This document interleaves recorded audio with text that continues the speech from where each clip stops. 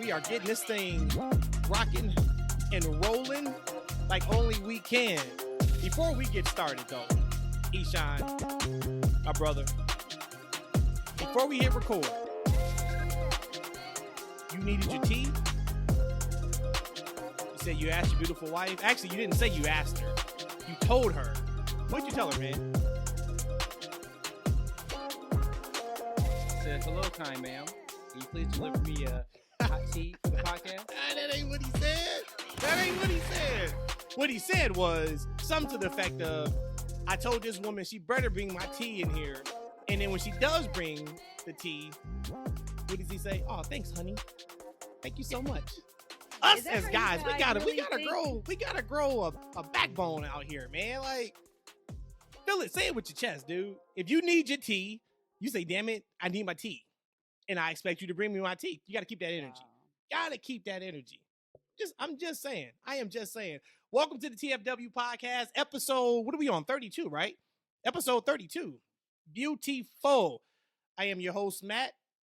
Joining me are my co-hosts, Rhodesia and Eshaun. Give it to the folks. Let them know how you doing. What's up, everyone? Matt, that was kind of rude, though, what you said about say it with your chest. He should have said with his chest, thank you, kind ma'am, for bringing me my tea. And that's exactly what I did. She brought me a nice good morning sunshine. Oh, look at that. Shout even though it is lovely nighttime. podcast today. Even though it's this morning nighttime. Somewhere. You got that right. And probably, hopefully, the majority of you are listening to us on Friday morning. That is when we drop every single week. Every single week, we got a lot to talk about. This is no different. I'm going to ask you guys, we kind of had a format. I'm going to ask you guys how you want to start. Do we want to start with the new AEW 2-hour live show that's happening on Saturday and kind of go over that thing? Do you guys want to start with something WWE related? Or do we want to start with what Dynamite was this week? That won't be a positive conversation if we start with Dynamite. So do you want to start with the hate, or do you guys want to end with the hate? No, sandwich. Good, crap, good. Let's do that. Okay. So good. Hey, actually, good. I got some breaking news. What you got? My oldest niece, Mesa, is pregnant. So congratulations, Mesa. Oh, congrats, Mesa. Yeah. First child? First one. Very nice. Man, Big Daddy gonna be a big grand uncle, huh? Wow. No, nobody called me that though. Yeah, I mean, you're like 120 pounds, man. Like, so if you're look, hey, here you go. Look, if your wife gives you good morning sunshine mugs, that is all you need to know.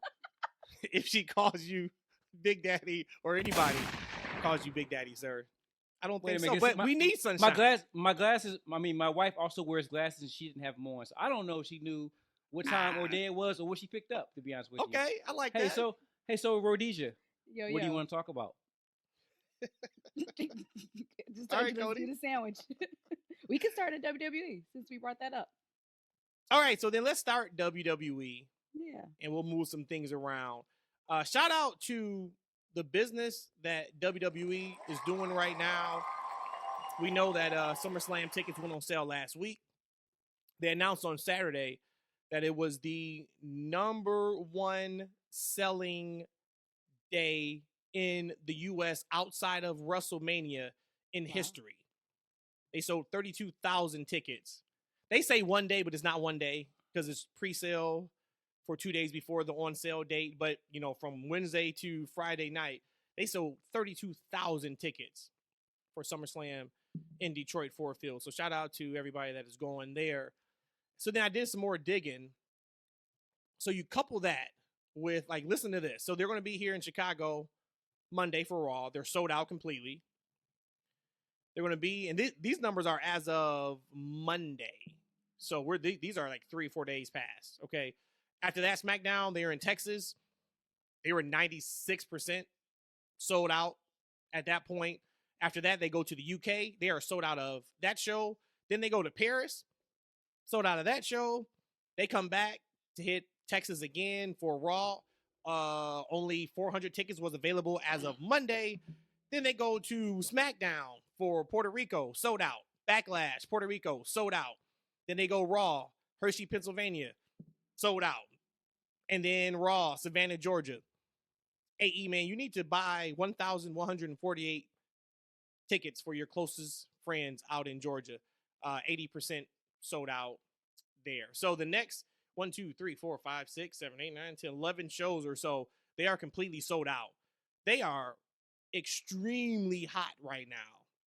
What do you guys chalk that up to?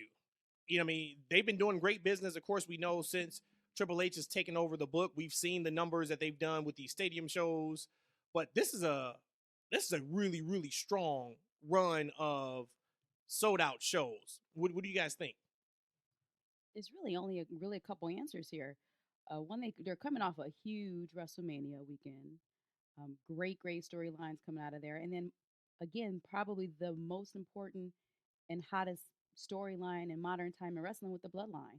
You know, you have Paulie say it. They're kind of just in the middle of it. They're just getting started with this whole Bloodline thing. So just the momentum, one, of H being at the helm, and then two, coming off of Mania, and then three, the Bloodline storyline. That's it. That sells for itself. I think we got a couple things. We got the Bloodline. I'm over here texting my brother. My brother is having a problem over here being a grandpa. Sorry about that, guys. But we got the Bloodline and Team Cody, stand up. Cody team, stand up. There's a lot of hot things happening right now, right? Yeah. I mean, those were the top two things I thought about. You got a red hot baby face in Cody. The Bloodline speaks for themselves. But it has to be more than just those two things. And if it's not, that speaks even more to superstars. You need superstars to sell. That is what moves the needle, is getting people hot or a program or storyline hot. Wait a minute, slow down now, Matt. You mean tell me it ain't a couple of hot, moves, a DDT from the inside the ring to the outside the ring? That ain't gonna draw no fans? Boy, no, that does not draw the fans. It pops the crowd. Does not draw. Then the they fans get up 5 minutes later and still into the match. No, I mean 5 seconds later. Yeah, it's not even a 2 count. Oh boy. So is that enough positive? Can I get to my hate yet, or Sheesh, we're only 5 minutes in. No, I think we need to keep talking about Cody. Cody Singer. Okay. I think I want to coin that too. I think I'm gonna get a shirt. It says, that's Freakin Wrestling presents Cody Team, right? And it's gonna be all of us because Rhodesia and Matt, they're gonna be in the bandwagon. They're gonna be in the bandwagon soon. Because the reason why they didn't want them to win that Mania because they weren't fans. And that's okay. That's why we do the work. That's why Cody and I, we do the work to convert haters like y'all into fans. So we gonna present Cody Team, and we gonna ride this out to Atlanta. Because that 20% that ain't sold out. That's them like them upper bowl. Like it's like 200. I need to get some tickets myself. Cause I got a bunch. My brother-in-law's coming in town. He has 4 kids. They into wrestling. Shouts out to Brandon and Cam and their lovely his lovely wife. We need some tickets, but I don't want to be 200 seats. Man. So you shouting everybody out, and Cody can't even sell out his home state? Like, how over is he if he can't even sell out his home state? Hey, look, them 200 seats is rough, man. I don't know. You know what I'm saying? That's rough business. That's interesting. No, but speaking of Cody, what's your thoughts so far on Cody versus Brock? We saw on Monday Night Raw, the match is official for Backlash. I, for one, am super excited for that match. And if you say you're not, you're lying to yourself. You're hating. This is a dream match. This is a legit dream match. I don't know if many of us thought we would see. And here it is in Backlash. Not WrestleMania Backlash, but Backlash. What's your guys' thoughts so far of the program with Cody and Brock, and early predictions? Who do you have going over in that match? Well, I'll tell you what. I love to see the title around Cody's ways to him defending his championship against Brock. Well, yeah, I'm all for it. Interesting to see Brock do this thing against Cody. It's been very interesting. Been one of the bright spots on Raw. So definitely, Mm-hmm. it's up there for me. So what are you thinking Cody wins? I mean, I don't know how they doing. I don't know what they doing out here nowadays. Things that make sense and make people happy. They don't want that in WWE anymore right now. I don't know if it's Vince at the head or what's going on, but we don't send crowds home happy no more nowadays. So I don't know what to expect. I was I went home. ecstatic. I went home. I was ecstatic, right, Rhodesia? We left that place dancing, doing high fives. I don't know what you was talking about. Well, I couldn't have been more ecstatic. I couldn't have been more happy leaving WrestleMania. Number one, that's because you guys are heathens and you're haters. So of course, I'm talking about regular people with hearts that actually feel something. Now, I'm actually gonna pause the pod right now. Pause the pod. Oh, you gonna pause the pod? I am. Yep, because I'm about to address something. So for months, I've been called a bully. And when you look up the definition of a bully, it's someone who picks on someone and calls them names. I just got called a heathen. And what else did I just get called? A hater. A heathen? I believe in God. I recognize is your new gimmick? Is your new gimmick? You just look up words every week on the pod. Last week you looked up what a hill was. Oh, wait for the rest of the show. Wait for the rest of the show. I got Wikipedia ready. We got the dictionary out this time. Yeah. You know what? I like somebody that does their research, though. Yeah, ain't nothing wrong with that. Shout out to you for doing your research. I'm trying to be educated. Keep it going. Oh, so Cody and Brock. This is something when it first happened after Raw or at Raw after Mania, I was really excited about it. And I'm like, whoa, never seen this one coming. Who I think is going to win? Oh, let me answer the first part. Yes, I'm excited to see this match because it's something I didn't expect. So anytime something like that in wrestling can happen to me, I'm excited for it. Who do I think is going to win? I haven't really thought about it. I would like to see Brock win again, but I don't know how the remaining Cody fans, how they're going to take to that if Cody loses again. So for me, I believe, and I can rock with the storyline as long as you don't have me looking like or thinking I'm the fool, because I can believe anything that you tell me. And again, we haven't really seen that under Triple H. But I kind of want Cody to lose again, but I don't know how that would affect the rest of his fans and how they feel about him. Will they lose them completely? They're not going anywhere. They're not going anywhere. Hey, and another person who knows a little bit about wrestling, this guy by the name of Stone Cold Steve Austin, biggest box office draw in the history of the business outside of Roman Reigns and Hulk Hogan. He also thought the right thing happened at WrestleMania. I have a quote right here. He said, "I love the finish." That's what Stone Cold Steve Austin said. He said, "I loved all of it." Eshaun, I think he was talking to you right here. He said, "Roman is so good right now. The story was there. Cody coming back from injury, coming back into the fold after he left from AEW, and putting himself in the position he's in now, overcoming all this adversity as part of one of the most famous wrestling families that have ever been in the business, and trying to finish that story against Roman." Then what Austin said. Austin added, "I watched both nights of WrestleMania 39 very intently. To me, you can't take the belt off Roman right now. You want to get it to Cody somehow, some way, sometime. But now's not the time." Last thing that Austin said, "Just thinking about that finish, I thought it was definitely the right call. I love the outside interference. You didn't know what was coming next. The spike to the throat, for me, it was money." That's somebody that knows ball. That's somebody that knows graps. Can't argue against Stone Cold Steve Austin. He also came out too and said why he didn't take up the WWE's invitation to WrestleMania 39.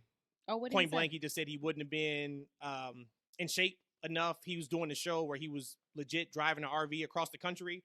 He said all he had with him was like a pair of 30-pound dumbbells, 25-pound dumbbells, and like a kettlebell. And he's like, for me to go in there and have an official match, he needed more time to be prepared than that. And he's like, if something happens with the TV show where we get, backlogged, I'm screwed. And he said, I guess that's what happened. I guess something happened with production where it went longer than like 3 weeks longer than what they planned on. So that's why he wasn't there. So I guess according to that, it was nothing from a creative perspective. It was that he knew that he would not be in cardio shape to wrestle a real match. So shout out to him.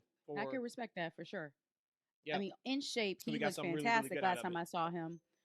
But again, ring shape is something totally different. So, but no, shout out to him for putting the business before, I guess, himself.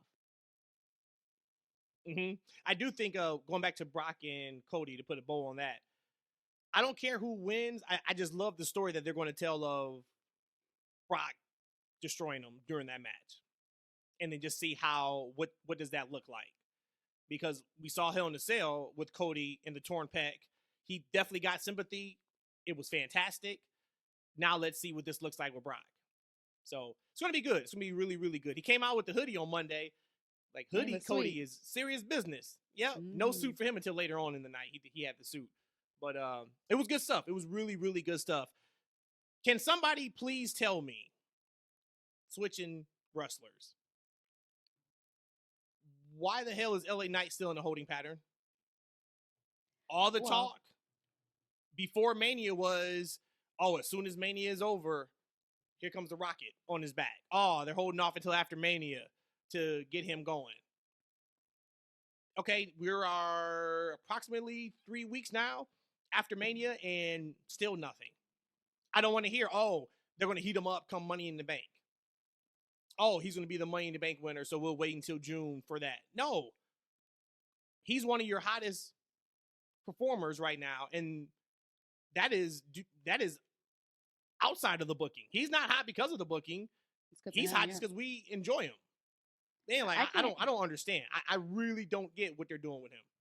I can't speak to that at all because you're right, like what's happening. But I do have to call out that match he had with Xavier Woods on SmackDown. I mean, it seemed like forever ago, but it was a week ago. I really liked that match. I thought it was great. He lost, but like I told you, if he had to lose, I love that how he lost on Friday with Xavier pulling of the tights to pin him. So it kind of so protected him. But you're right. I mean, you're still not gonna get that rocket strap, on your back shooting off fighting Xavier Woods. Not saying anything bad about Xavier Woods, but like you said, if this is gonna be that next person to be out, the big name, the big face, or heel for that matter, it can't be against Xavier Woods. But it was a great match on SmackDown. Or it could be if he beat him. And I get the whole thing of Xavier's fighting Gunther this week on SmackDown. I get it. I understand that. And we know with wrestling, of course, it is entirely fluid. Angle happens next week, and hey, we're off to the races. But I just feel like he's spinning his wheels. And he's been spinning his wheels since January. I don't get it. I love how fans, we get invested in characters who want to see them do well, like LA Knight. But then when you're not fans of Cody, you want to see him, get beat up by Brock. You want to see him lose and yada, yada, yada. But we sitting here talking about LA Knight losing against our great friend and brother, Xavier Woods. Hey, kudos to Woods for having a great match, right? Because this is about Xavier right now. This is about him getting his just due, right? The New Day is out. Big E, God bless him. I hope he comes back soon. Kofi come back soon as well. But this is about Xavier getting his shots at some gold, possibly. He might even upset. He might win his first singles gold. That's what we should be talking about. We should talk about Xavier Woods possibly and potentially upsetting Gunther and win his first singles gold in the company. That'd be pretty good, right? LA Knight to get his time. He's talented. Hey, it also kind of corresponds with Vince coming back into power. Because that dude's almost off the company before he left. So now that he's back, I don't know. But hey, let's hope there's a story that they're building and telling. But right now, we're going to chill out on you just for a moment. Because we're going to put some shine on Brother Xavier. I like to see him win the IC belt. I don't know. But to counteract what you just said, because you can't compare that to Cody. Cody is still in the main event slot. No matter if he loses against Brock, he's still going to be a main eventer. LA Knight, they're doing nothing with. Did we not forget? He came out there for weeks and said, how can you have a WrestleMania in LA without LA Knight? He didn't show his face at WrestleMania at all. So you can't compare those two at all. And I'm not saying, hey, he needs to be the one that's fighting Gunther for the IC title. He needs something. They are doing nothing with him right now. So if anybody needs to be worried about wins and losses. Over Xavier. He just put over Xavier. That's what he did. But did he really? Because Xavier had a cheat to beat him. Find anybody else to pull over Xavier? Couldn't he find him? Yeah. Xavier still had a cheat. I know you didn't see the match because you would have said something about it. Hey, I know I bought a t-shirt that says, if you ain't cheating, you ain't trying, by Eddie Guerrero. And he was one of the greatest wrestlers ever. It's all right. Shout out to Eddie. Man, that was one of the things I don't think we probably did talk about it night one, but to hear Eddie Guerrero's music live at Mania, that was one of the highlights. That was fantastic. Super, super cool stuff. Well, I mean, do y'all want to deep dive Gunther versus Xavier Woods? That's going to be happening today on SmackDown. Or if you listen to this on Saturday or Sunday, it happened already. You guys want to deep dive that match? Well, No, since it hasn't happened yet, I don't know. Do you guys think Xavier Woods is beating Gunther for the title? I say no, he does not. I say beat him no. for the title. I say no. No. Because once again, if you had to cheat, It will to be beat interesting LA when he Knight, does why drop would it, you though. be able to beat Gunther? It will be interesting when he does drop it and who he drops. I wonder it to. who he. Yeah, that's Well, a good I guess question. I don't he see. should- Should have draft is dropped coming it to up. Ricochet 4 months ago, but keep it moving, I guess. Okay, enough. No, because if he did, we wouldn't have got Braun and You're Ricochet, right. and then we wouldn't have You're got right. You're right. what well, you Brian and feel Ricochet, like you is could one of keep your all matches that. of the Yeah, weekend. you're right. Mania. You're was right. You're right. the 4-way. Yeah. See? Yep. There you go. Hey, enjoy the story. Isn't that what they say? Let it play out. What else from a WWE perspective? I really enjoyed the Bloodline and Judgment Day interaction on Raw. I thought that was really, really Yeah. cool. If anybody Mhm. before did not believe that Judgment Day is a top tier group, a rub in numerous segments with the Bloodline, get you there. So shout out to them for doing that. I thought that was really, really cool. I like this, the whole I interactions back think- and forth with them. Yep. I'm starting to see discourse already online about too much too soon for Solo. Oh, they're pushing them too hard. It's like, no, they're not pushing them. I think they are pushing them. They're not pushing them too hard. I think they are doing a perfect job with Solo right now of where he's at. And all I can think about is when he finally steps up to Roman Reigns, the reaction from that crowd, wherever they are, whenever it happens, is going to be, I think, like a staple of the Bloodline story. He is doing fantastic. He's somebody, when he was in NXT, I was like, okay, he's cool. He's all right. All right, street champ. Okay, I get it. Like, okay, it's cool. But, man, he is somebody that has really outperformed what I thought he was going to be when he was in NXT. And that doesn't happen too often, even with the new NXT, where they are building people the right way under the WWE umbrella. We know that, hey, now that transition is much, much better and easier coming from NXT now than what it was before, where we can invest in these characters, we love them, and then all of a sudden they completely switch them up when they get to the main roster. Thanks a lot again, Vince, for that. But if you think about it, I mean, can we think of anybody in the last, year or two that has transitioned as good as Solo has? Well, From how many NXT? people have come? How many people have come up besides like your Johnny Gargano? I guess Candice LeRae right now. Who else really came up in the last Majority year roster. or two? Well, let's In the think. last year or Well, two? I mean, let's think since like the NXT 2.0 type roster. Has there 'Cause been that was- anybody? Oh Is no, that- It has to be. That's not 2.0. No, this is like one of the first from that new genre or generation. Yeah, I you should had say. the Dexter, Johnny, and Candice that came up, and Solo. Yeah, I don't really Solo. remember Yeah, anybody else and come I would up. say Dexter is kind of a holdover from like Mhm. from the original NXT. Right? He was. Yep. Besides Candice, any other women wrestlers? Not to my knowledge. No, Not that I Dakota can think. Kai and Io. I would say those are still holdovers from the previous. Those are holdovers NXT. for sure. I think Solo was the first from that group. They've had more people go down in NXT than come up, right? Apollo went back. Mm-hmm. Dijak. He's still there now. We saw Dijak. Dijak went back. We saw Toxic Xavier went Attraction. back? Why Mandy? She went back. Yeah. Yeah, the New And she Day held went it down. down and had a run for a couple months. So yeah, I guess more people went down than up. But yeah, I think Solo's been doing fantastic. We saw that they made it official, so we are getting that 6-man at Backlash. The Bloodline, Jimmy J, and Solo against Riddle, Kevin Owens, and Sammy. So now we see what the end game was for Riddle being involved. I still hope it's a one-off. I hope that once we get past the Backlash, Riddle gets away from the story and we kind of get back to the meat and potatoes of what the Bloodline is now with, hey, the Usos dropped the ball at Mania. They're getting a tag title shot next week on SmackDown, you guys think they have any shot of beating KO and Sammy for the titles? Again, I'm from that school of don't switch titles unless like so quickly. So to answer your question, no. But a call back to the riddle. I am happy that he is here now. I do agree that I want this to be a one-off, but I think it is important that Riddle comes back and take care of business from why he actually left. He got injured because of Solo and left. I'm happy that they addressed that, and not again had me feel like I was boo boo the fool and didn't realize, oh, Riddle's been gone for 3 months, and what happened. So I'm happy that they put him into the storyline. I'm hoping that they will end it then.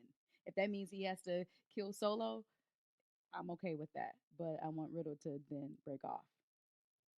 And no, Well, they they're had not their gonna win. one-on-one match already on SmackDown last week, and Solo beat him.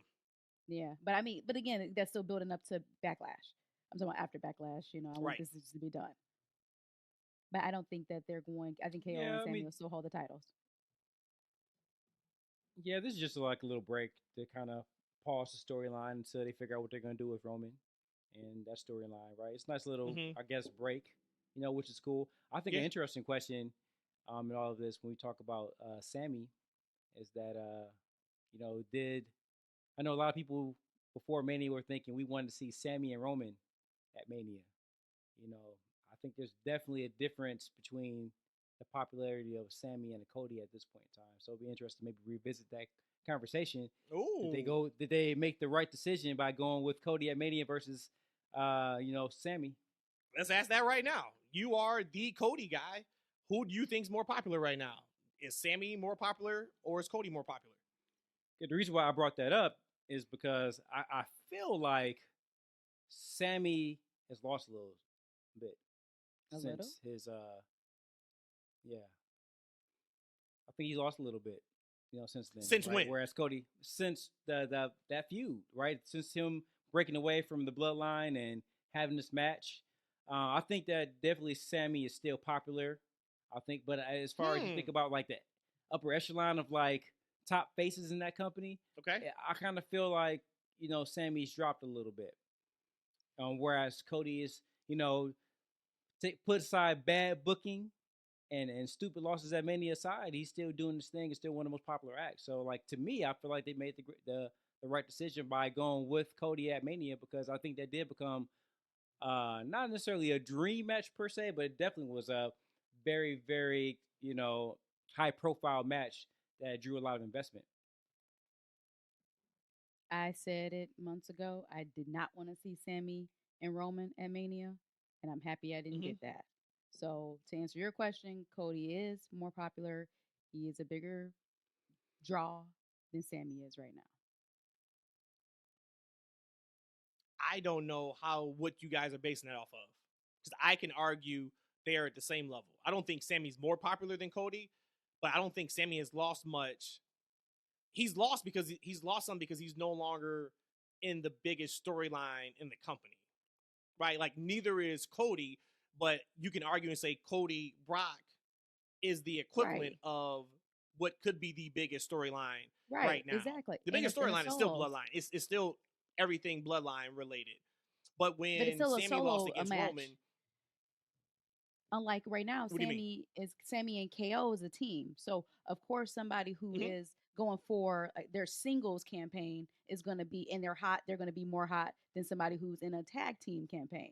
Like I said, this whole Uso main eventing WrestleMania, that's like a first ever. So I have to take that away from this example. So again, anytime somebody who's a solo versus somebody who's in a tag, if they're both popular, that person who's solo, which in this case Cody is going to be the hottest person. It is going to be the most popular person. His pop is still incredible. It's not. So is Sammy. Unless it's not. You know what I mean? I think people will buy more tickets for Cody than they would for Sammy. There's no doubt for me. That seems to be true right now, right? You add Cody to the card, boop, it gets up there. Hey, just make sure you let your folks know in Savannah, Georgia, that Cody Rhodes is on Monday Night Raw. Well, he may not be by the time this show happens because the draft is coming up. I'm sure he'll be on Monday Night Raw, though, for sure. What else? Oh, shout out We get all the sound effects. Heel Trish is back, baby. And she cut a awesome promo on Monday Night Raw. That is how you do a I should get, I am that ish type promo. She did that. That was fantastic. I loved it. Of course, you could tell they were taking out the what chants with the boos. I get it, but I hate it. I hate when they do that in production. I understand it's a show though, but I thought she did fantastic. I thought that she explained her actions, and of course, as a heel always does, she was over the top with it in a kind of snarky tone. But everything she said was facts. Everything she said was facts. So shout out to Trish. This is the Trish that we've been waiting on, and we got her Monday night. Loved it. Dude, that side-by-side comparison of her was like 15 years ago until now in the same outfit that she wore. I mean, that's just sick. Like, this woman, she cares about her body.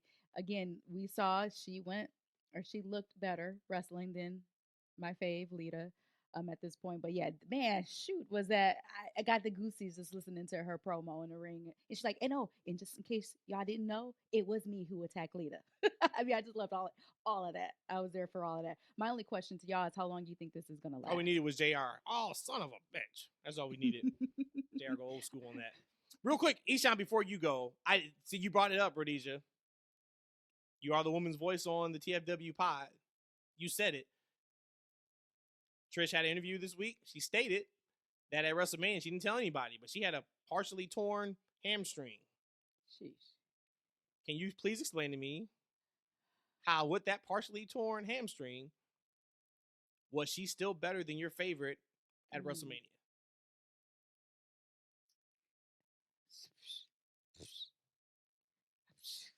I'm speechless. That's Okay. first. All right. There you go.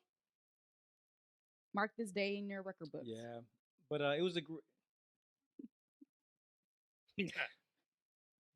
it definitely was a really great promo from Trish. Really good promo. Because to be honest with you, I have a new work system. I'm really excited about like my work system now. I got my TV set up for gaming. Then I also have another TV on the side that I watch my wrestling on. So now I don't have to choose what I'm doing, right? Because a lot of the wrestling is work related too, right? So I had to buy a whole new setup. That's what I told the wife. I'm like, look, this is for work. I need to keep what's going on. You know what I'm saying? I need to watch this wrestling. I need to be engaged. Yeah, hey, so okay, but okay, so no, okay. Call back to the beginning of this pod.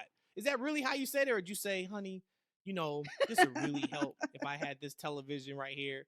Or did you say, look, woman, you know what it is. I need this TV, and it's got to be as big as TV as possible so I can talk to my peoples on the podcast about it. Like, which one was it? This what it is. You did the former. Look, hey, now look. I said, hey, now look, woman. All right? I need to get this work TV. There it is. I need to keep engaged, you understand, on this wrestling. You ain't going to say nothing about my purchase or what I spend. Big Daddy needs it. Big Daddy needs it. And so I said Sunshine needs it. And I gave it a finger like this. But yeah, I was playing the game. But then when Trish came on, I immediately stopped what I'm doing. It's almost like I went to a matrix, some kind of void, and all I heard was like her talking. And I was just so like engaged into what she was saying. It just was a really, really great heel promo too. I love everything about it. Her tone, the way she carried herself, the verbiage, everything was top notch. Like this is one of the greats that we've seen on our TV right there, right? One of the greatest women wrestlers of all time on full display, showing us her full package. Like I thought it was a really, really great promo. I mean, like one of the best I've seen. Of all the times. All the times. And I just you go can back see and I think where I talked about, I felt like there was something that was missing in the lead up to Mania in those promos. We talked about it. I'm like, man, it just feels like something is off. Trish didn't seem off at all. So take that for what it's worth. I was just saying All one right. quick thing about with Yes. Trish, and she is older than me, but it was good when I first got into wrestling myself, and just seeing her being just the manager. Was it of Tess? I think she was the manager of Tess, right? Oh yeah. Yep. And just seeing that she was just this, what did they used to call it? Valets? She was just a valet, this pretty blonde, couldn't do much, and then just saw her progression into becoming one of the most or the best women's wrestler, holding the Divas Championship, rocking it out, whether you like it or love the Divas like it or hate the Divas Championship, and then to see her now again, 15, how many, 20 years, how many ever years later, to see her just still being able to draw the crowd. I'm telling you, like I bet at the end of the night she probably couldn't go to bed early because it's just a high that she had. Because I felt that after her promo. But we can get off of Trish. I want to just give her flowers and just to see like the full um, career from when she first started just as a valet. Or we can stay on. Or we can stay on her. Well, that was it. That's all I have. We don't have to get off of her. We can stay on her. Are you trying to say something else? Is it okay? All right, got it. WWE. That's everything I kind of had. Like the highlights from this week and the lowlights. What y'all got? Oh, the platypus line with Cody. Oh my God, dude, his vernacular killed it. Succotash. I was like, yo. I had to set my Wikipedia game up. So y'all talking about me? You gotta dumb it down just a little bit, Cody. Dumb it down just a tiny bit, man. You do not want to hear. Vince had an erection when he heard that, I'm sure. Oh, positive damn it, platitude. that's what I wanted Roman to do. The platypus of, what do you say? The platonic platypus? No, positive platitude. And all I heard was platypus. Positive platitude. Platitude. Man, positive platitude. That was sucker and succotash in 2023 if I've ever heard it. So is he going to get suspended? Who's he? Pronouns, pal. We talking about Cody. Is he going to get suspended for what? For attacking everybody. He no, laid he's hands not on those suspended. people. When did this stop? When did he stop to. getting suspended? No, at one point he ran at somebody and socked when him. they tell you over and over again to don't do it, and you continue to do it. Got it. That's when. Got it. He's lost. He has no idea that Cody even cut a promo Monday. He fast forward through all that. He was playing his games during that part. He's like, "What are y'all talking about?" Platypus. The platonic platypus of positivity is petrified perfection. We can keep going with the P's. What else y'all got? WWE. That's about it. I thought the first hour of Raw went by incredibly fast. So that was kind of one thing I remembered from Raw. Like, yeah, it did. Yeah. Yep, it did. All right, can I get to is it time for the shit sandwich yet? You start with something good, now. Right? And then you go to the sandwich time. Sandwich time. I'm going to start by saying this. I am a paying supporter of All Elite Wrestling. Okay? I counted. I went back and I looked today. Guess how many shows I've been to for AEW? Are we including All In? No, we're not including All In because that was not AEW yet. So they're on their 4th year, right? So 3 full years in their 4th year? Yep. Let's say 4 times 4. Let's say 16.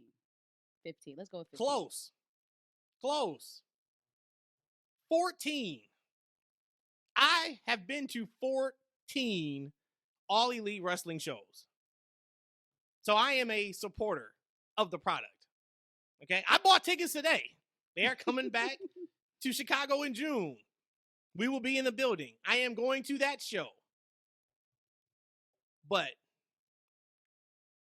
I have a responsibility to the listeners of the TFW podcast.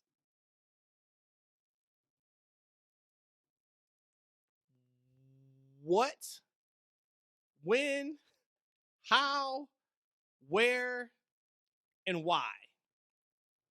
Last night, there was some good things on that show, on Dynamite. But holy hell, was there some frustrating and WTF moments on that show? Go ahead, tell us. Do y'all want to start with Hobbs losing the belt in the middle of the show? Or do we want to go with the trash ass opening of the 4 pillars in the beginning of the show.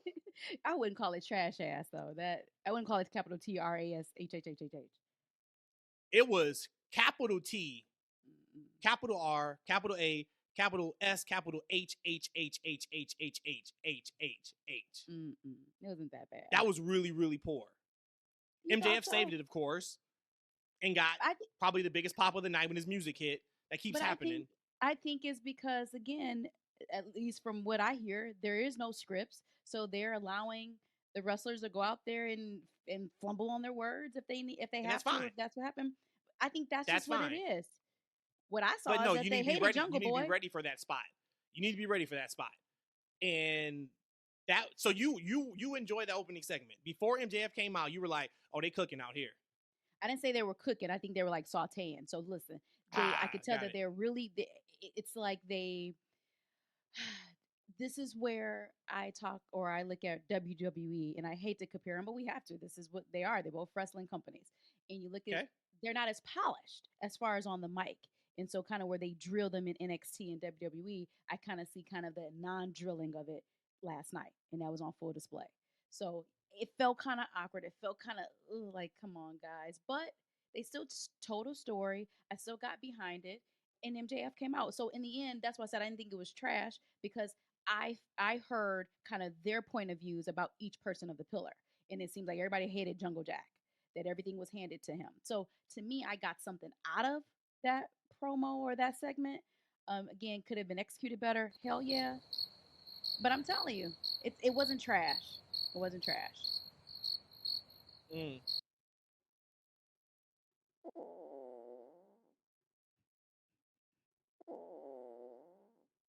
That's what it was. Go ahead, E. I see you over there simmering. Go ahead, man.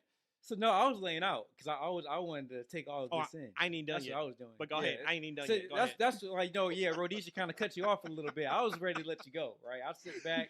I was relaxing. But since we interrupting the promo, I'm waiting for the promo of the year right now. But and this is a great thing, because this is like this type of stuff right here is what I talk about all the time. Right, that promo it's been going on for months in that company, that type of stuff, right? We talk about so I actually started taking notes. I was kind of pretty engaged. I was like, let me take a couple of notes on this. I'm really feeling it, and I started taking write down a note. Let me see what I said. Let me go on my note, right? Because I was like, but see, I end up like disregarding the notes by like the middle of this promo. But I went, man, Darby is not bad on the mic, right? No, he's not. And then and then 10 seconds later, I went, okay, maybe I should delete that. But I think he showed he is above Sammy and Jack Perry. I think we can agree with that, right? Yeah. I think we can agree with that. Yeah. But I know where you probably said, like, I should probably delete that line. I know the part of that promo because it kept going. It kept going, and then the verbiage got worse, and it got worse. And so this is the thing about, because we talked about this before, right? It's funny because Matt and I, we had a good back and forth after the scrum, and we talked about the creative, and I was like, man, they need to put some creative control. Just give these guys some parameters. You're like, oh, you want it to be scripted? I'm like, no, I need to give them some bullet points. Give them like, hey, this is a mission statement, right? And then you have creative freedom to exist in this creative in this box, right? It's a lot to do if you give people parameters. Because I say that to say this is because I don't know if Darby at the end of that promo seemed like a likable person. He did not. He did not. Right? He cheered. He was happy when he got the bye. I understand in a real life situation why you would be happy, but you're a face. He's a heel would be happy that they got the bye. Not the face. The face would be like, I don't care who I got to go through. 1,000%. Come double or nothing. I'm coming for that ass. It don't matter what I got to do to get it. Yep. And this isn't like one of those, and hey, God bless her, because Saraya is one of my favorite wrestlers, right? When she ends up, like the fans turn on her and say, oh, this is the plan all along, right? I don't think this is the plan all along, Darby. Like, maybe it could be, right? Maybe, hey, look, maybe he turns on Sting, he becomes the heel, but he's an underdog small underdog. He kind of fits that mold. I don't think he fits the Right. being heel. And then even going back to Jack Perry, right? Jungle Boy got on the microphone. He started talking, right? And he was going on a little bit too long, right? I don't say he's horrible, right? I think if he was able to be in a creative box and they say, hey, you know, this is what I want you to shoot for, right? This is what I want you to shoot for by the end of your promo. Like, this is what I want you to aim for, and you get there. I think he would have been all right. But I don't know if he came off that likable, to be honest with you. Nobody did. And I mean, and what you said, it was too long. It was too long. And we've seen that, right? Like, we've seen they all went to one corner. I felt like last night was like just a rehash of it. And then speaking of rehash, here we go again with MJF trying to pay somebody off. Like, we've been down that road already. And I still don't understand what that point. Okay, so he tells Sammy, hey, I'm going to pay you off if you take a dive tonight. And then, but I'll find a way for you to get the match at Double or Nothing. Like, how? Yeah, I don't know. If this tournament is strictly for the winner gets to face MJF at Double or Nothing, how does the loser face MJF? I don't know. I thought I missed something. I went back and watched it. I didn't miss something on that. And then he comes out and celebrates with Sammy when Sammy didn't take the dive, but he still won. And cool, I love the callback to the Pinnacle. Was it the Pinnacle they were in? No, no, Jericho's group. JAS. Yeah. Or whatever group they were in. I can't remember now. But those two weren't in a group together. They were though, weren't they? Together. No. I thought they were cool with each other. Ends. No, MJF was in the Pinnacle, and Sammy was still in Inner Circle. Inner Circle, I'm thinking about. Okay. Yep, Inner Circle. So I like that callback. But MJF was briefly a part of the Inner Circle, and he like And they had the dinner. They had a special dinner, which was gold on TV. But go ahead. Still one of the best segments AEW's produced. Mm-hmm. Yep, was that dinner. So that was just a miss for me. You can say I'm nitpicking, but I thought this came across so low rent. Why was there only 23 terrible towels in the crowd for Britt? That's her hometown. You couldn't get everybody on the harm camp side to have a towel to make that look special. No, listen, I counted. It was 23 towels. I counted. I think they brought him from home. I don't think AEW gave those out. I think those are people who've been to Steeler games or brought them out. Hey. So Jesus, Matt and I both come from retail and retail management, right? And so when you have visitors coming into your store, you always want the store to be clean, right? You want the store to look clean. You want it to look good, because if anything's out of place, right, all of a sudden the district manager started coming in. They start picking everything out. They start looking under. They start pulling everything out. They start finding everything, right? Because if one thing is wrong, two or three things that are obviously wrong, they start pulling apart everything, and everything's wrong, right? That's what's happening right now is AEW right now. Matt is that DM who saw two or three things obviously wrong. Now he's pulling apart the whole entire show. He's talking about some goddamn. I don't know what towels. Yeah, no, it was pitiful. Man. It was pitiful. Keep going though. Keep going, Matt. Kept them towels. But I swear, man, I never talked about this. I literally thought those were Steeler fans who just brought them from home. If I found out, or if by some chance AEW actually gave those towels out, I'm done.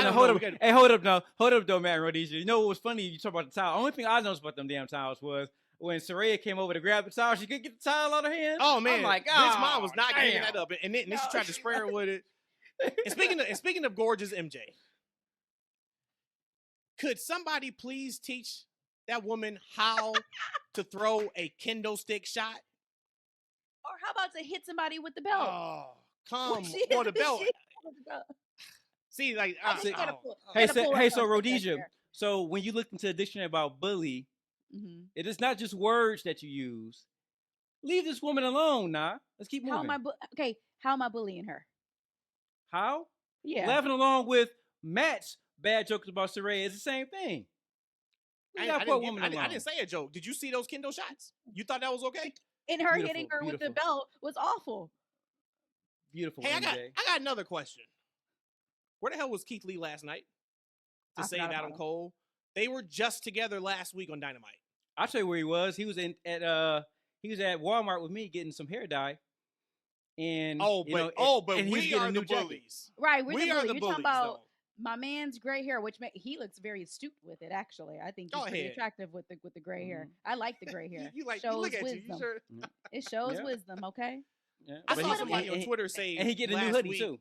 I saw somebody on Twitter say last week, it was a female, that men with grays in their beards, every strand of gray is like their whole count of how much of a hoe they were in their past life. I don't think that's true at all. That's not true. Not true at Rhodesia, all. what do you say? And that might be true, but I'd reap the benefits of it. So Shout out to that. Mm. Oh boy, you do I reap wish the it was. benefits I wish it was true. of Not past me. life. okay, so then let me, since we're still right here, then so this whole beatdown, I was okay with that, and you're right, I completely forgot about Keith Lee and all that. But so they beat him And I down. loved everything before that. Of course, I loved everything before that. When it was Cole and Jericho, I thought that segment was money. I really did. And then it went to hell Yeah. after that. And then the place. Okay, so the placement of where that happened to the match, I forgot. It was JS maybe in the claim. I forgot because I was just so disgusted by it. But it was like they come back from commercial, they take them out, and then JAS comes in, and I just felt that I thought that felt so awkward. Do y'all know what I'm talking about? Yeah, The you're part of talking. the Yeah, they show? were leaving, and you could even hear us telling them, "Hey, walk on the side of the ramp," and then Yeah. JS comes out for their It match. felt just so weird. Like, again, this is a national television show. Like, shouldn't that have been cleaned up a lot better? Again, I just was like, the placement of them coming out at that time, I just like, that didn't look good to me. Hey, but Rhodesia, like, just really quick though, I really do want to hear Matt's talk. I'm just ready to be entertained by this promo. I thought he's gonna cut. You know what I'm saying? What, So, man? hey, dude, what else you got to say? I just really want to know. 14 shows I've been to. Okay, so I'm not a hater of AEW. I love AEW. We'll be back to more shows in the future. Can somebody please explain to me why the hell were the Bucks doing flips in their heated run-in? This is a blood feud. You could put this match in Blood and Guts with them and the BCC. You could put that match in Anarchy in the Arena. The Young Bucks come out doing somersaults in their run-in. I've never seen that before in my life. Run-ins are typically used for punches and kicks. That's how you know the faces mean business. I could be showing my age here with that being a sticking point, but when I saw that, that kind of took me out the moment. I do love the BCC. Heel BCC is the best BCC. I enjoy everything about them right now. But when we were using a screwdriver last week to maim somebody, but then we do a run-in this week with somersault planches, that's a disconnect. I did love Takesha's involvement, though. I think that's going to be fantastic. And we know Don, he's been playing that whole thing for months. And I think that completely, absolutely ends with Kota Ibushi in AEW to even up the sides when that blows up. Yep, You I think mean that's for going to be like fantastic. Forbidden Door or for life? Oh, well, not for life, but I think he'll be a regular wrestler on AEW. I do miss watching him wrestle. Last thing that I have, and this was the worry I had when I kept saying for weeks and weeks and months, I want Will Ospreay in AEW. I want Jay White in WWE. Why is that? I want Will Ospreay in AEW. I want Jay White in WWE. Last night was the perfect case scenario of why I wanted Jay White in WWE. Was that either one of you two? And granted, Rhodesia, I know you're not super high on Jay White. I know you are. Out of all the good things you saw on that show last night, where would you place Jay White's match and segment from the top to the bottom of that show?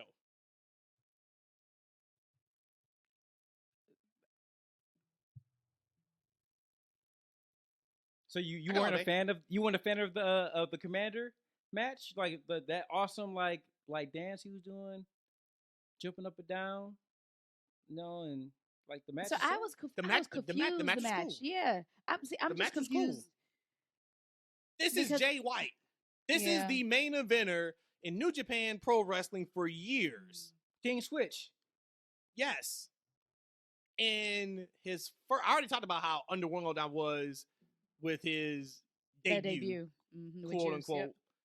Yeah. And then we get the match last night in the segment. It just didn't feel big. It felt like a normal, regular match for Jay White, like he's been on AEW for years. You think it was a good showcase match for his talent and ability? Anybody watching that show probably knows Jay White's talent and ability.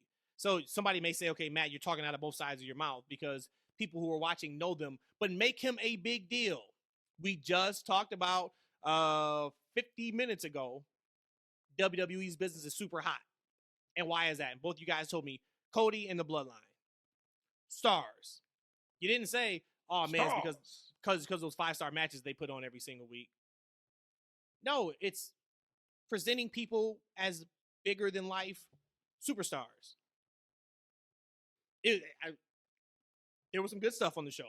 My boy Warlow's back, so I will shout out Warlow. Gang. I've been asking, hey, where's Warlow at? Where's Warlow every single week? He is back. He is the TNT champion. Arn Anderson is back. Loved seeing Arn Anderson. Thought it was fantastic. Arn pulled the gun out again. Dude, he comes out in a Nike tracksuit. He's not playing with you. Arn throws a DDT. How awesome was that to see? That was so cool. How awesome was that? That was close to being my TFW moment of the week. Just to be able to see like our legends get physical in the ring like that. Loved it. But please explain to me, what was the point of Hobbs winning the belt in the first place? And then please explain to me, what was the point of Warlow losing the belt to Hobbs? And then please explain to me, what was the point of Warlow winning the belt at the pay-per-view in the first place, if you're just going to put it back on him? The only thing that I can reconcile this thought in my head is that their plans fell through. Whatever they wanted to do just didn't happen. That's all I can go to. Card subject to change? I guess so. That's the only thing that would make sense. Because other than that, and yes, once again, wrestling is fluid. We know it. Next week, something can happen. It makes all the sense in the world. If that was the case, we wouldn't be doing a podcast. We react week to week. Right. I thought last night was much more poorly executed, asinine things that happened on that show than positive. It was still an entertaining show, but I didn't think it was a good show at all. Actually, I thought it sucked when you look at it in totality. Sucked? Sure did. Wow. Even the placement of the TNT title match. You had that at the beginning of the second hour. Now, I don't know about ratings, if they were trying to get some type of crossover or whatnot. What was the main event segment? It was Sammy, right? Sammy and and Jungle Jack Perry. Boy. You couldn't put that at the end of the first hour and put the TNT title match at the end of the second hour? Maybe it has something to do with the ratings. Or like you said, maybe way smarter people. I do know they were up in that final segment. Do that. Okay. I do know they were up there you go. some percentages in that final segment. So that was cool. Rating was still about flatter, so compared to what they kind of been doing. Okay. But it was piss poor. You guys can react and counter me if you think so. But what did you think of the show, Rhodesia? I don't think it sucked. I think sucked is a very strong word. Like I said, I got what I wanted to get out of it as far as the pillars. That's still what they're pushing. They're pushing the pillars. I was happy to see Arn Anderson come back. I was happy to see Warlow is back. Again, just the whole movement of the titles. I mean, that to me, I still can't understand. But as far as that was just my takeaway, is that Warlow is back and they're still telling this pillar story. That's all I actually really cared about, I guess. But I wouldn't say it sucked. I'm gonna start off by saying that I was gonna say I agree with Matt. For the most part, the problems you had with the show, I agree those were problems. Okay. I didn't think the show sucked per se, but I think that this is kind of part. It's kind of part of the course with these Dynamite shows. I know I get labeled by many people the AEW hater. It's not. These types of problems are the problems I always had problems with. They've always crept up in the show in some way or shape. In any show, you can point out the exact moments you're talking about. You can pick out those moments in pretty much every show, and a lot of times it disconnects me from the entire show just for a moment, which I don't like as a fan because I want to love the show, and like those type of things sometimes bother me more than they should. But they're problems for the show. For the show, certainly, the show it needs a little bit more creative direction, and that was evident, as I said earlier in that 4-way promo. I mean, there needed to be some creative direction. Yeah, I'm not saying they need to script these guys. Absolutely not. I think that when you watch NXT, which I really enjoy, I think those are very, very scripted promos and segments, and it comes across like that to me. It sounds like a daytime drama a lot of times, so we don't want that. However, there does need to be some direction creatively. I think there needs to be a little bit more discipline in the flow of the actual overall show, and that was evident as well. And I agree with you about Jay White. But at the same time, I know what to expect. I expected this with Jay White, right? Okay. We're gonna get. I want to talk about it last week, right? Like Bullet Club Gold. Okay, cool, right? Bulletproof Gold. It's rock hard. Juice Robinson and King Switch Jay White. I like both those guys, right? But who's the next guy? Who's the next guy they're gonna like? We're gonna have AEW's version of Bullet Club, or we're getting that full force, right? But these different versions of the Bullet Club haven't been strong in years. Right? So I don't know where they're going with that.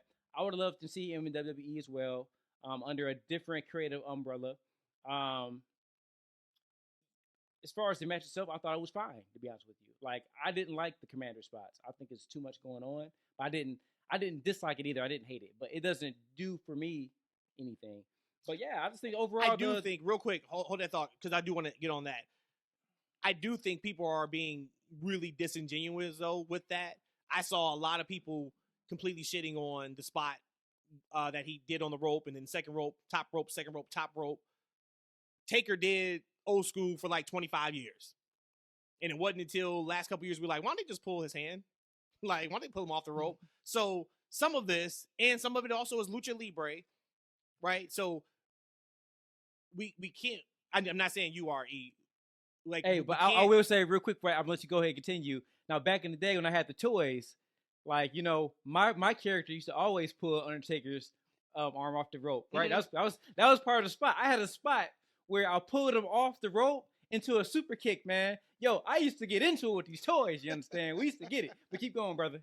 No, I'm just saying, like, so let's not do that, fans. Let's not act like just because it happened in AEW, it wouldn't happen in WWE. You know, so let's not do that. But it was just a lot last night. It was a lot that I didn't agree with. This is an awesome segue because, Eshaun, you talked about, hey, you would like to see a little bit different creative direction, some more tight shows and things of that nature. We talked about it last week about CM Punk coming back. We received more information this past weekend. This thing looks to be official. All Elite Wrestling is set to introduce a new Saturday show called Collision later this year. Reports indicating a new show will premiere on June 17th.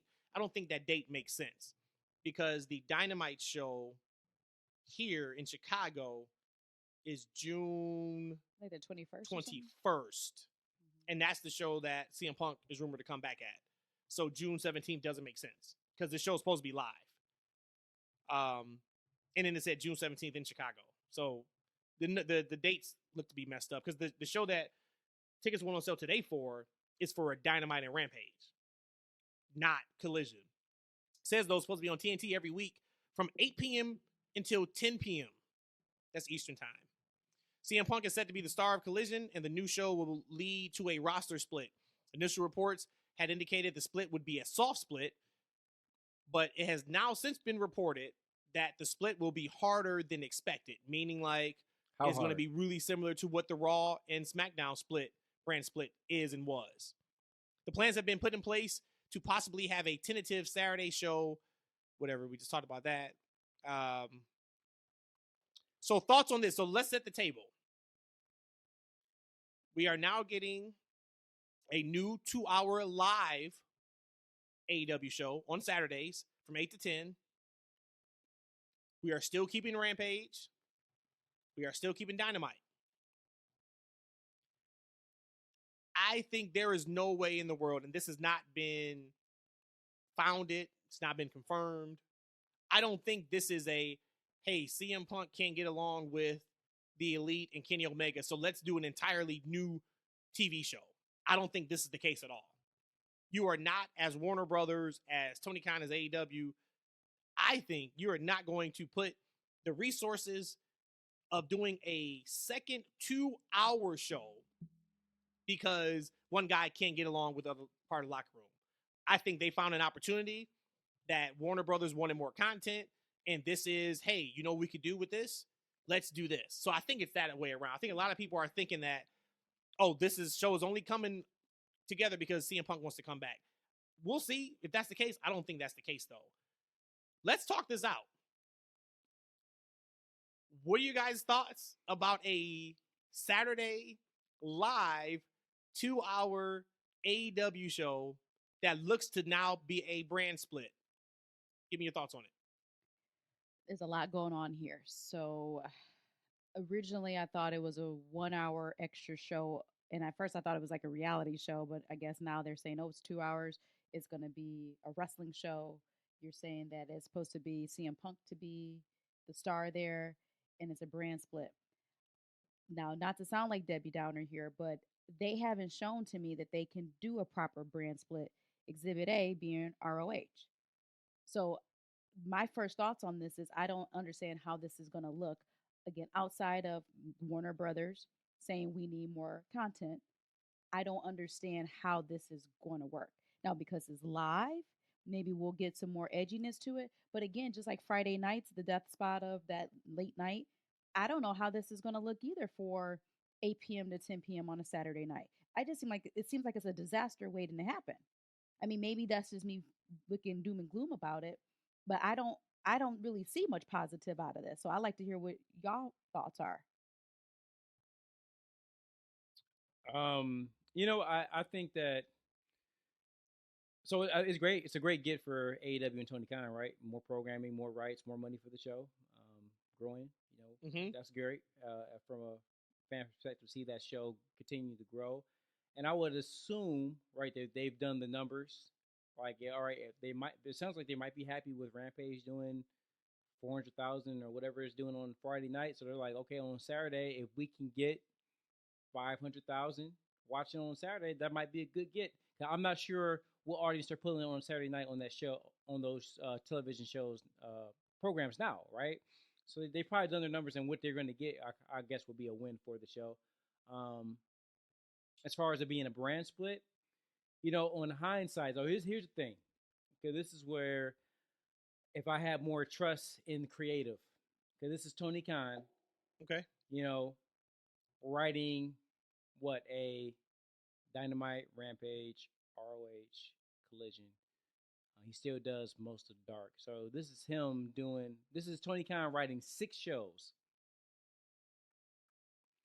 And I don't think I think he stretched himself way too thin. Hey, if maybe Phil Brooks has a say in the creative in this show and he has more input, maybe we'll get a different dynamic. I just don't know if personally, me as a fan, after watching Dynamite, I haven't been watching Rampage lately. And actually, when I do watch it, it's not hitting me when I watch Rampage. It's not doing it for me. The lineups, they're not hitting. But it's skippable now. I don't know how I feel about. I think they know it. It's skippable. It's skippable. So I don't know if this Collision show is this going to be another skippable show for me. But again, we talk about, hey, there's not enough time for all the stars in AEW. They all need more time. Like, I need to see more Malachi Black. I need to see more of the House of Black. There's a lot of talent on that show that you just don't see enough of. Okay, great. Now we got 2 hours on a soft, split, hard split, whatever it's going to be. Hopefully I get to see more of the talent on the show. it could be positive. I'm hoping it is. I think that's by far the biggest positive. Well, the biggest positive, there's more wrestling. That's the biggest positive. I think the brand split is going to be a godsend for us that, to your point, Malachi, Keith Lee, so many talented people that we don't see. Nyla Rose. It's so many. We can go on and on and on and on. People we're just like, why are they not using them? I think this is incredible for that. I think it's incredible. That's a positive. I think it's a positive. It's live and it's 2 hours. That's huge. So that means this is not Rampage. Now we know, like, all right, they know they screwed Rampage months ago and made it what it is. And it's a show where, hey, if you don't watch WWE, maybe you don't watch ROH, maybe you don't watch Impact, you want a 3rd hour of wrestling and you're familiar with these people, here you go. Here's Rampage. But you can go without ever watching Rampage and you are completely kind of caught up on everything in AEW. That is what it is now.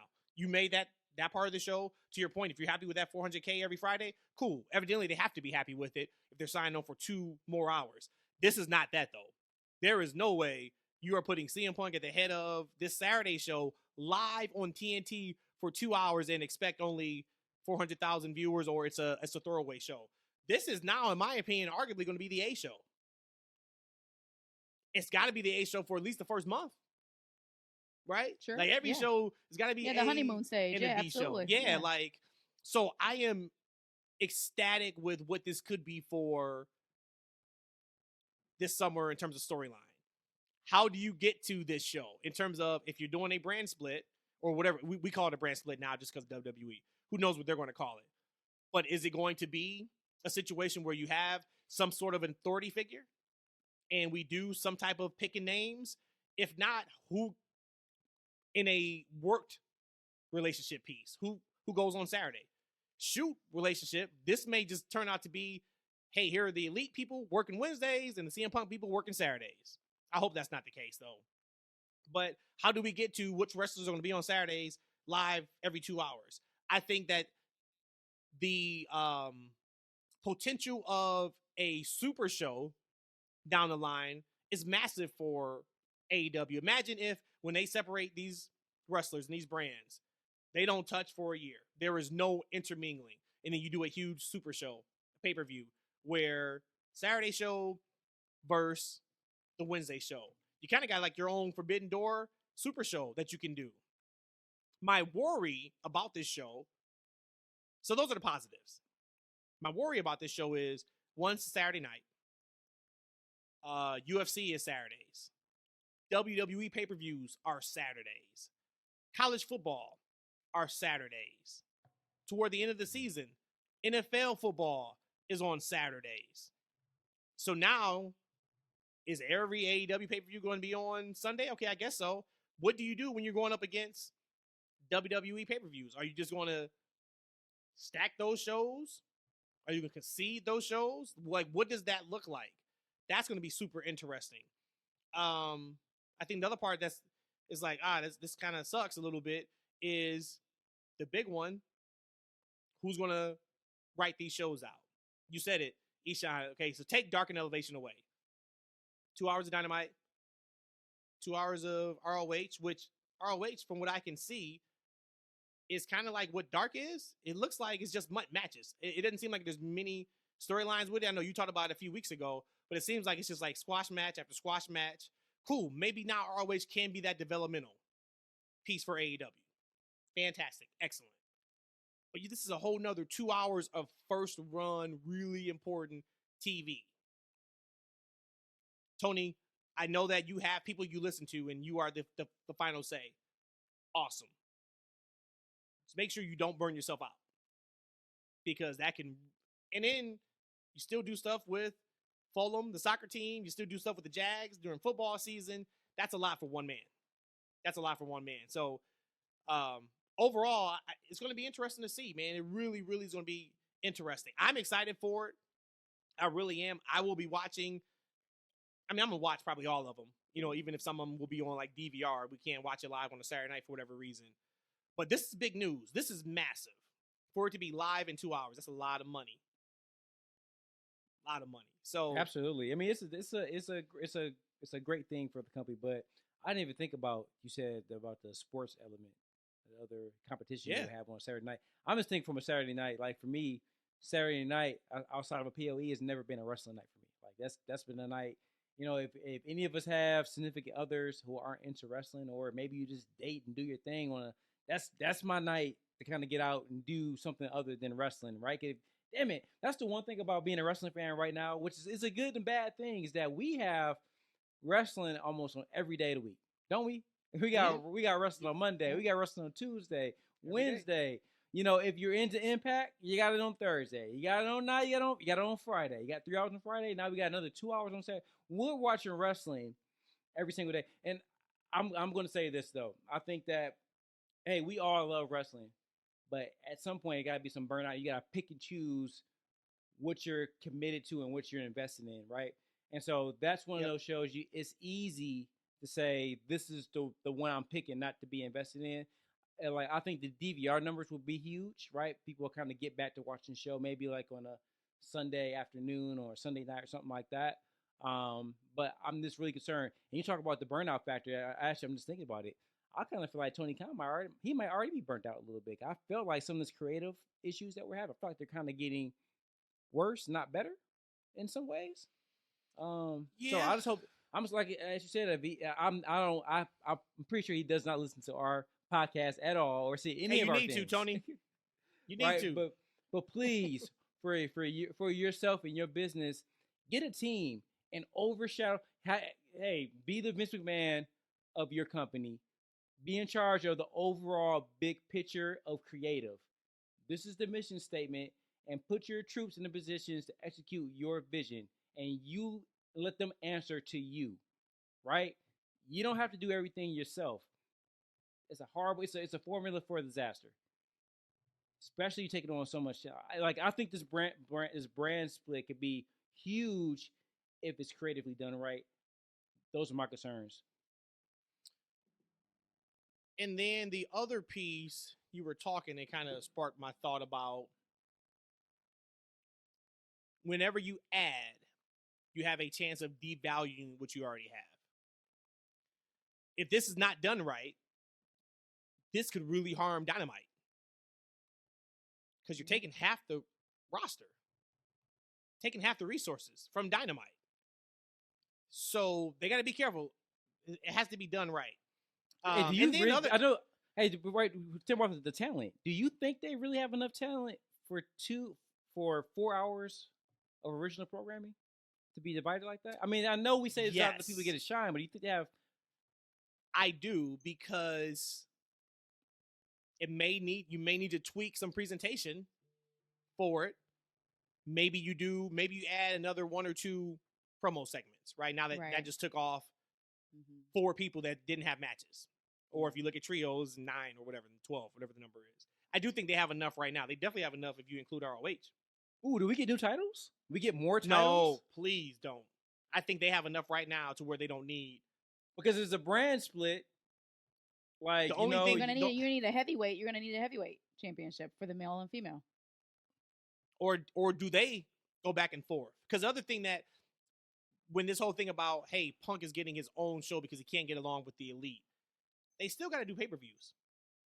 So they're going to see each other once every 3 months anyway, right at minimum, the way things are set up now. I thought it was really interesting. I don't know if you guys caught this or not.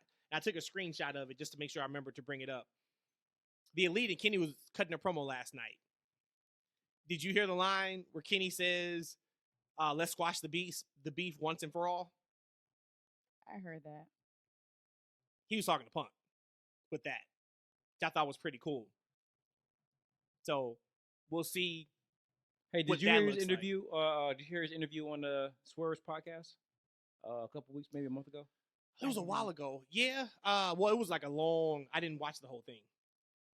But did you hear his comments on like he didn't go in deep into it, but he kind of gave us a little bit of an overview on that situation. Do you remember that? No. What did he say? So it was some time ago, but what I gathered from the interview on his thought process is that he's kind of, I don't think he sounds like he holds like a super grudge Okay. right? And I feel like he seems like it was a situation that's regrettable for him. So like going to what you just said about it's time to squash the beef, that kind of falls in line to where I feel like he was like a month ago or so when he was talking about it on Square's Pod. Okay. Gets balls in Punk's court, which because allegedly they still have not talked or squashed this, which I don't know how that's possible, but whatever. Maybe they just haven't been in the right spot, and this is something we want to do face to face, maybe not over the phone. I get that, but it's like you would have thought somebody killed somebody the way they're trying to act like it's not that serious, man. It's not that serious at all.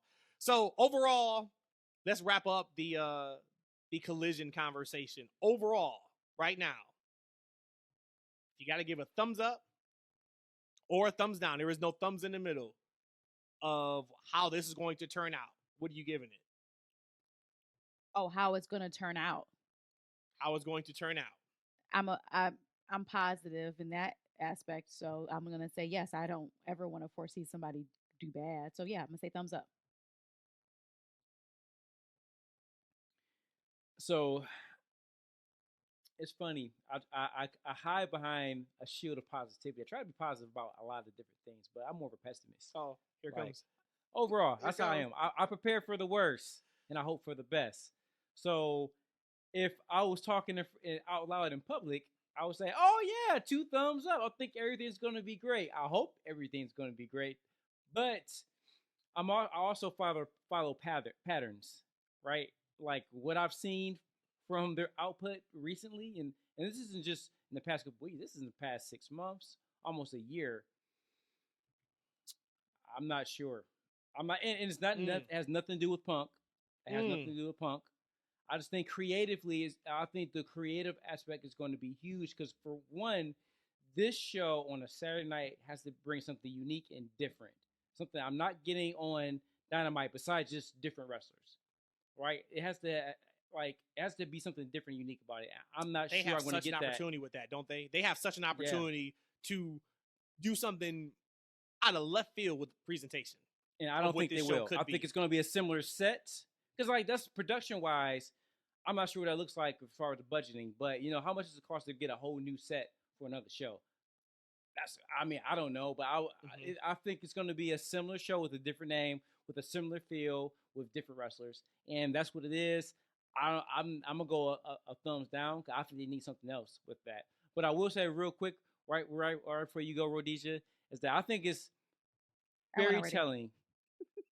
Very telling about what WB feels about is it WD Warner Discovery? WD feels about ROH, that they've given ROH they've given AEW like 3-4 shows. They don't want to touch ROH with a 10-foot pole, boy. They won't give them one show. It was like, no, we good, man.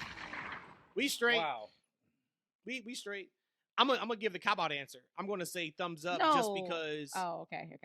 Just because the dollars this has to equate for AEW's got to be huge. I don't think you take this on unless this is significant millions and millions of dollars and you are securing your future rights deal with whoever. No, so I think that alone, thumbs up. Now, from a creative standpoint, from the quality of television, I'm going to give them the benefit of the doubt and say thumbs up also because I would hope that they have a plan. That's all I can keep saying. I hope you have a plan for this. Well, that was that. I don't think I have anything else. I'm going to throw it to you, too, and see if you got anything else you want to discuss before we go over our moments of the week. I'm all tapped out here. No pun intended. You know, I did want you guys' thoughts on Mercedes Mone because we were big Mercedes fans, Sasha Banks fans. You know, to the point to where, you know, a couple months ago we were saying she's going to pop up on every show, indie show, you know, mixed tag, you know, 10-way matches. We were predicting she's going to be everywhere, right? And then, you know, here it is. You know, she's back to wrestling, and we don't talk about her anymore. But you know, I know we can kind of continue this on another podcast, though, and give it proper time. Well, I think we don't talk about her just because she's only in Japan. And even if we watch Japan consistently, she's only worked, what, 2 or 3 matches total. Right? So unless we were just talk about the happenings that she's doing, but she hasn't worked enough to kind of like talk more about it. So what in particular did you want to ask? Well, like there's been some scuttle booty online about some of her promo and interviews. Have you seen any of her interviews? Like the press conferences that she's been doing, things of that nature. Yep.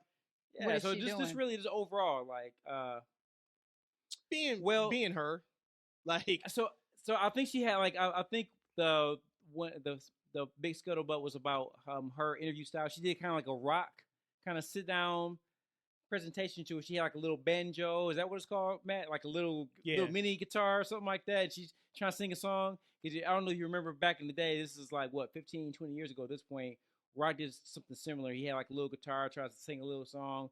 Well, Mercedes did the same thing, she's being an overbearing heel, so it wasn't a great song. It wasn't she didn't show any new talent with the banjo that she had.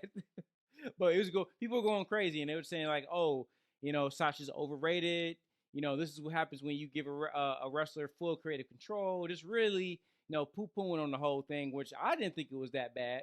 I sent Matt a clip of part of her match. It was a 3-way match, and man, it was a really good, hard-hitting match. It makes me want to go out and find the actual full match because it seems like she is taking her ring work up to another level. So. I just want to see what you guys thought about like some of the promos, press she's done in some of the matches. I think she's having fun, and shout out to her for that. Like she's having a ball, she's having a blast. I think she even said today, like she's like talking about moving to Japan and like living there. And I know there was a quote where she came out and said that she's going to go down as one of the greats. People talk about Rock, Austin, Hogan. Her name is going to be there when it's all said and done, which is great for us as wrestling fans. Which means that she's not going to be done with wrestling and she goes to Hollywood or whatnot. I think she's having a good time. And so shout out to her. Shout out to her for setting herself up to where she can now have a blast and have the time of her life. And she doesn't need WWE, right? She doesn't need AEW. She can do whatever she wants to.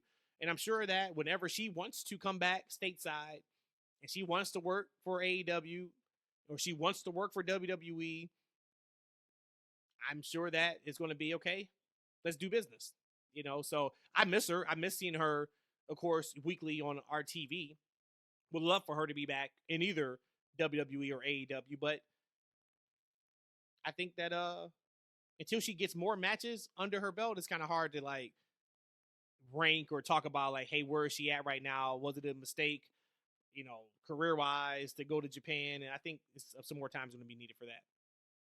I haven't seen anything Mercedes Mone at all. So, quick question: these matches that she has had, how can we see it? New Japan World. Okay. Yep. I think one is free already on YouTube. Okay. And then the triple threat match she had, I know I retweeted. That's the most recent one that just happened. Yeah. Yeah, I think that one is somewhere available too for free, if I'm not mistaken. But New Japan World has all of it, I believe. Okay. Yeah, the only thing about right now, if you're a fan of hers and you're here, you have to really go out of your way to actually see a lot of this stuff, right? You gotta follow New Japan World to see the clips. You gotta subscribe, to actually see her perform. That's the only thing right now. You can't see her every week on TV like you did like a year ago.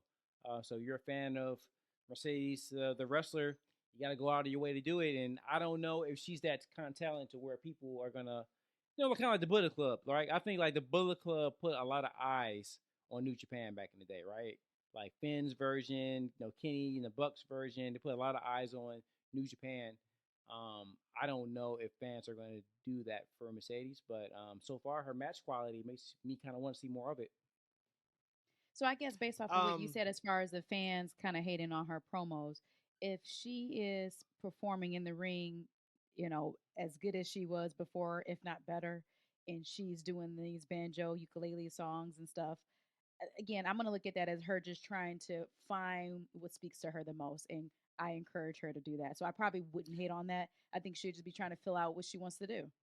because Yeah, like in when the you watch it, ring, you'll see it. okay. She's having fun. Like it was not meant to be serious. I mean, she's cutting a hillish rap, song promo. Like when Got you it. see, you're like, okay, I get it. The people who are hating on it are just WWE only watchers that thought she was going to Just be at mad that she left. WrestleMania. And, Okay. yeah, say then- once yeah, she gets this got out it. of her system, she'll be right back, and she's not back. She's not coming back right now anytime soon. That's who has an issue with her, or people who thought she was going to be in AEW and got heartbroken. Yeah, Twitter's undefeated too. It was a guy on one of the New Japan or Twitter feeds, and he made some kind of negative comment about Mercedes, saying she's horrible and she's overrated, whatever. And then somebody replied to him like, "This you?" And it was a comment about that she put Yeah, at Sasha buddy. Banks Yeah, a buddy. couple She's years the best ago. thing that ever, boy. the best thing ever, She's right? the GOAT.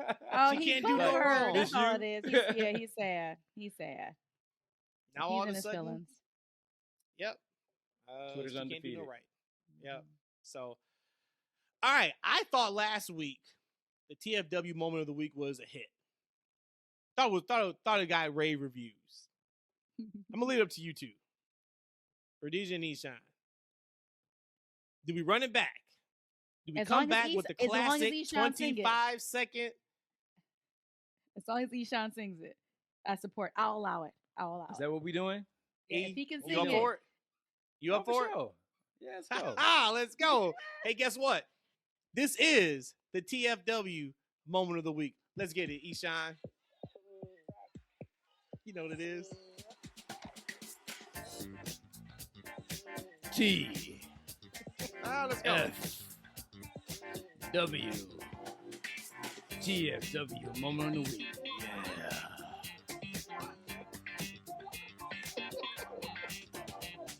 Ladies, I can't believe you quit on us. I cannot believe you've done the TFW moment of the week for the first 30 episodes, Mm-hmm. and then you just quit on us when we upgrade our production value for that moment. Eshaun, thank you, sir, for doing that. I appreciate you. If you guys don't know, TFW moment of the week is anything we want to shout out from the past week. If it's wrestling related, we can make it a TFW moment of the week. My TFW moment of the week is the match between Seth Rollins and The Miz from Monday night. Oh boy, did those boys cook in that ring. Not much more I can talk about. If you guys saw it, you know it. I said, I don't know if somebody was talking about Miz and he was extra motivated because they put on a hell of a match on Monday. Loved it. So that was my TFW moment of the week. My TFW moment of the week is the return of Shinsuke Nakamura. First off, the King of Strong Style is back. I'm so happy to see him. He had a darker look, his all black. Still had his little Michael Jackson kind of swag going on there too, but he just completely annihilated Madcap. So for me, being able to see Shinsuke come back again, one of my favorite wrestlers, and to see that he still had that strong style going on, and most importantly, he's under the helms of Triple H. Like, how awesome is this? So I'm so excited he's back. Cannot wait to see more of Shinsuke, King of Strong Style. He had a squash match against Madcap. Shout out to that. Hey, and this is also heel Rhodesia too. She gonna send in the text group. It's like, Shin is my moment of the week, and she know good and well I ain't seen that match yet. I was like, Shin is back, and I don't get no replies from nobody. This is what I'm Because talking actually, Because I had other because- intel.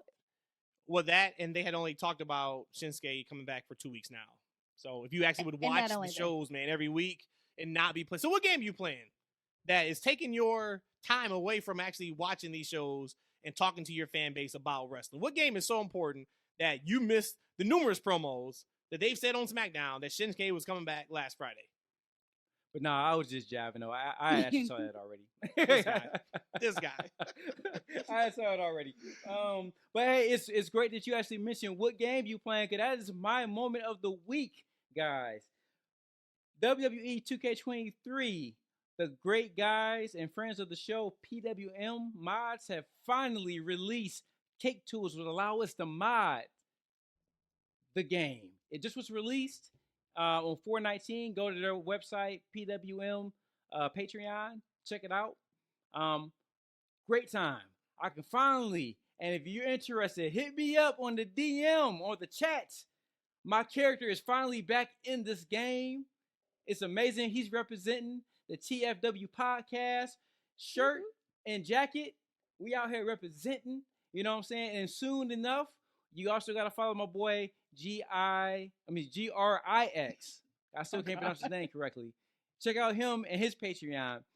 He's also developed something called Meta 2, which allows you to edit the data, which is also very important.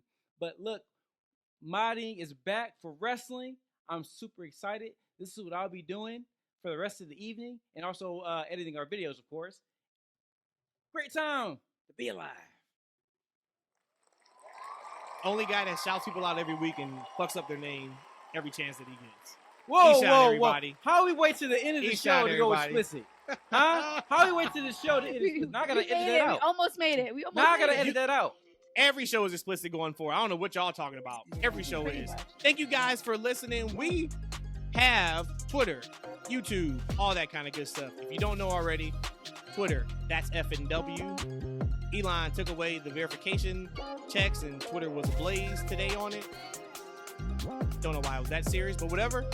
YouTube, that's Freakin Wrestling. You can see our full videos on there each and every week. And thank you guys for listening and supporting. We appreciate you guys. As I said last week, if you enjoy what you're hearing, and I know you are because you are still listening, let all your wrestling friends and family members know. Check out the hottest, newest podcast around. That's Freakin Wrestling. Rhodesia, take it away. Thank you. This is when you say something like real, because see you didn't do the TFW moment of the week. Thank you for listening and watching the TFW show. Au revoir.